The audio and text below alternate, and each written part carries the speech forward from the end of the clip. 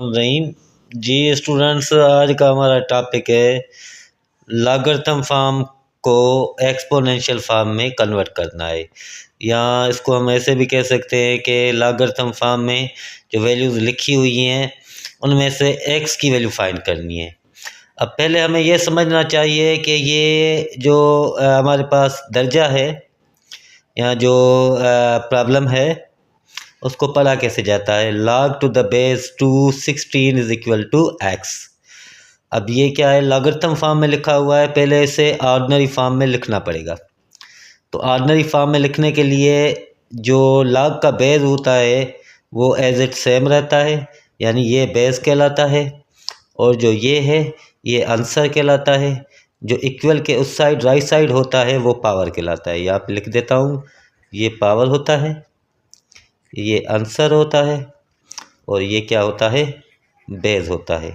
अब 2 बेस है और जो पावर इसकी है वो क्या बनेगी, x इज़ इक्वल टू जो आंसर होगा वो क्या होगा, 16।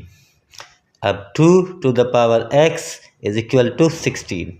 लॉगरिथम में क्या करना होता है, हमें या तो बेस सेम करने होते हैं या तो पावर सेम करने होते हैं।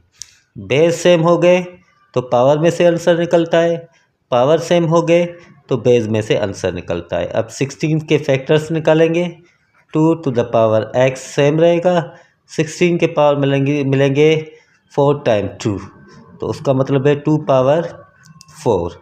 अब यहाँ पे देखें, बेस सेम हो गए, बेस सेम हो गए तो हमें आंसर जो मिलेगा वो पावर में से मिलेगा।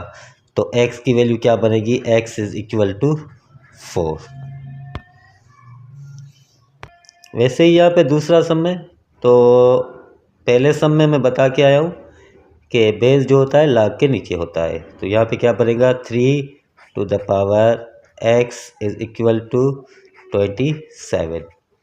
3 to the power x is equal to 3 power 3। Base same, तो इसका आंसर क्या बनेगा, x इज़ इक्वल टू 3। अब नंबर 3 है 5 to the power 2 is equal to x। अब यहाँ पे x की वैल्यू क्या बनेगी, x is equal to 5 power 2 क्या बनेंगे, 25। तो यहाँ पे x की वैल्यू क्या बनेगी, 25। log 4, तो बेस 4 आ जाएगा, to the power 3 is equal to x। 4 को 3 टाइम मल्टीप्लाई करेंगे तो बनेगा 64, x is equal to 64। Thank you.